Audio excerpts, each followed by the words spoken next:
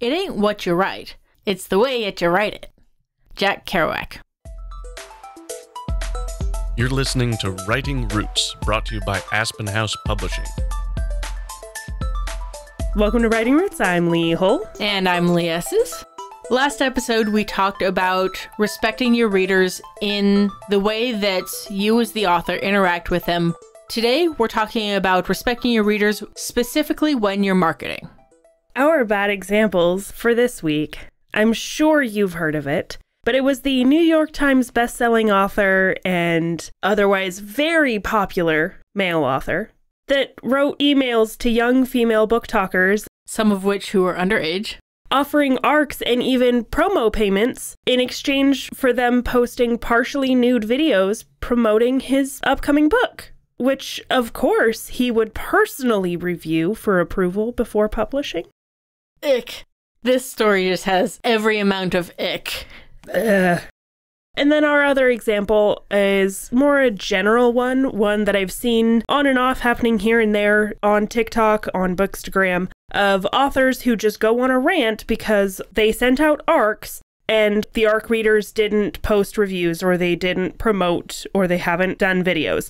And then they claimed that it was a contractual part of the process and how dare they not do this thing. Hint, it is not contractual when you are doing ARCs. It is part of the risk of doing ARCs. So let's talk a little bit about ARC readers. ARC means Advanced Reader Copy. You get a book before it's released to the public so that you can read it, and when it releases, you can talk about it.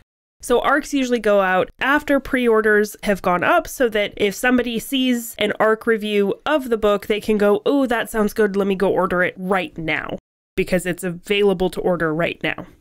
ARC readers tend to be people who are popular in the media, in the spaces that your target audience also occupies. They will be people who host a radio show, or people who are book reviewers on TikTok, people who have access to your target audience especially. People who are active on Goodreads or Storygraph, somewhere where readers go to find books. But that doesn't mean you can take a bunch of copies of your book and just deal them out like a deck of cards to as many social media people as you can find and expect them to all review it. Because the thing is, though what they do is important for your book's overall success, it is also something that they do for free. Yes, they may get a little bit of revenue from videos that they post if they're doing it on something like YouTube or TikTok or whatever. But if you are doing a true ARC exchange, there is also no money exchanged in that process.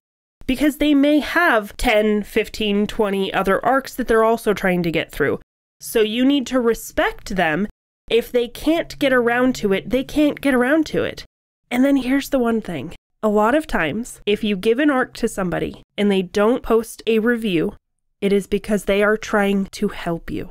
They didn't like it for whatever reason, maybe they DNF'd it, and they are choosing to not make that public during this very delicate time of pre-orders. So do not call them out for it, especially if they're covertly doing you a favor. But if they have read it and gone, this is not my vibe, then you don't want them pitching your book to their audience anyway. Because their audience will also go, this is not my vibe, and then they'll start tanking your reviews more or less accidentally because it's not being marketed in the right direction.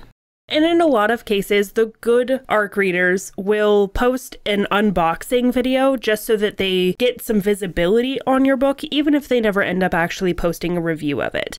I think a lot of the problem that indie authors have with this specifically is that ARCs come out of the indie author's pocket. They have to pay for the printing, for the delivery, for everything like that. Whereas a publishing house sending out a bunch of ARCs is way less of a risk because it's just part of the expected process that they already budgeted for.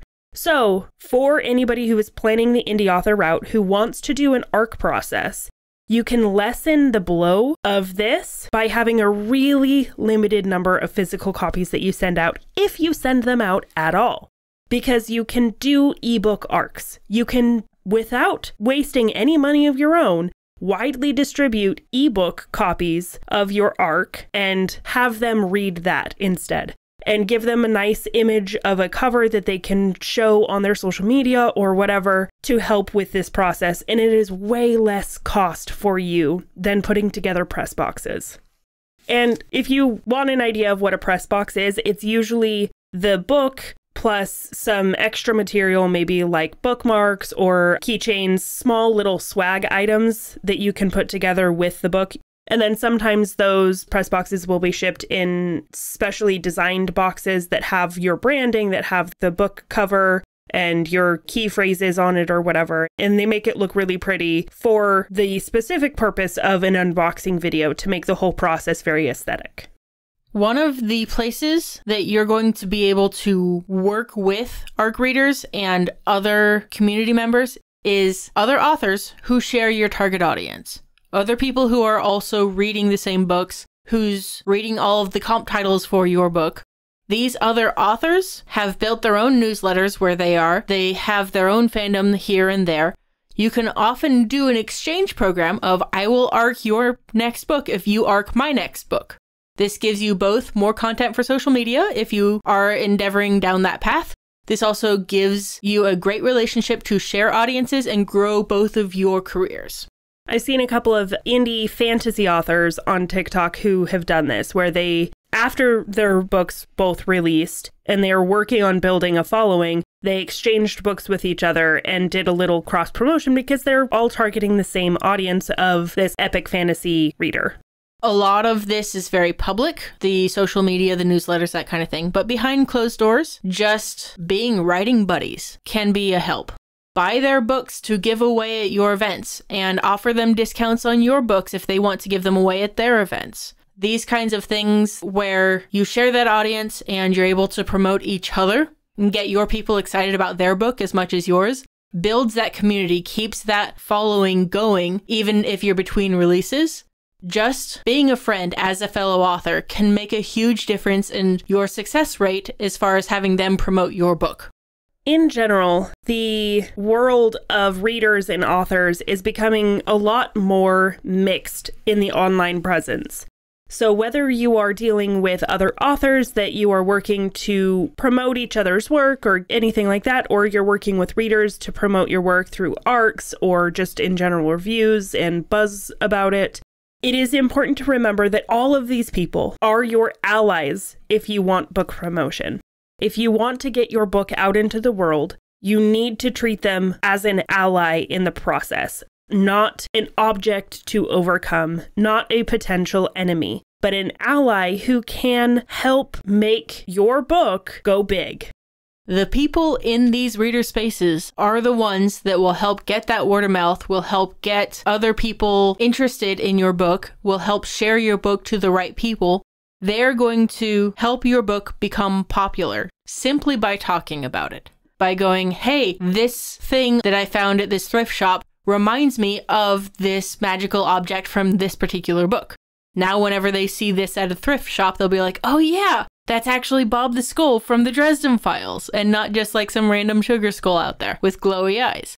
Having people talk about your book with each other can be one of the most powerful sources you have for getting people interested in your book and sending them down that AIDA funnel into eventually purchasing and reading your book.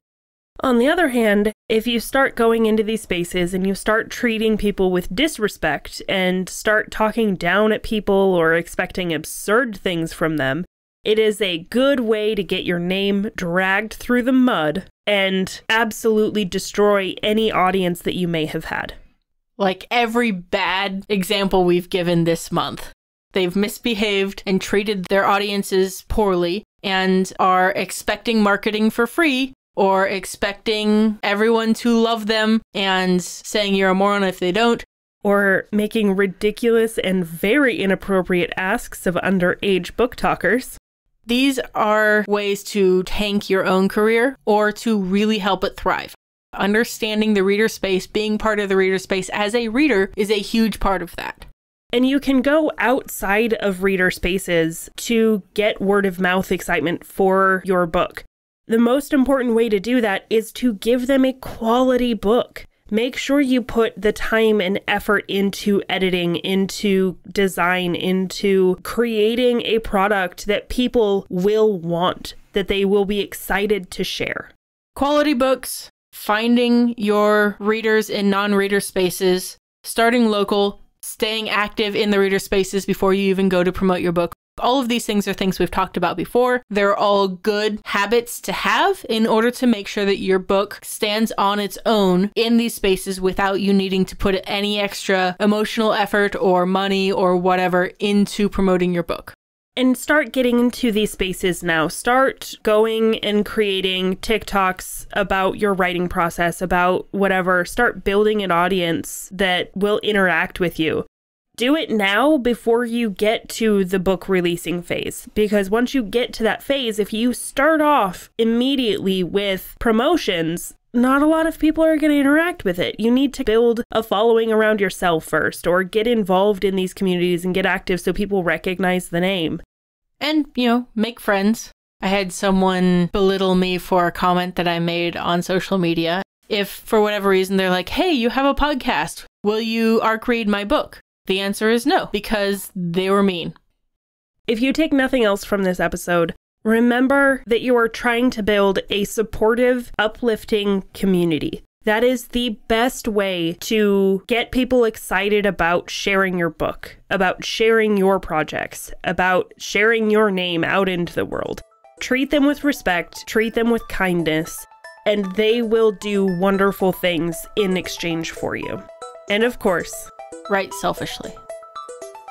If you have a question or comment for our hosts or a topic you'd like us to cover, send us an email at writingroots@aspenhousepublishing.com or find us on Facebook by searching for Aspen House Publishing.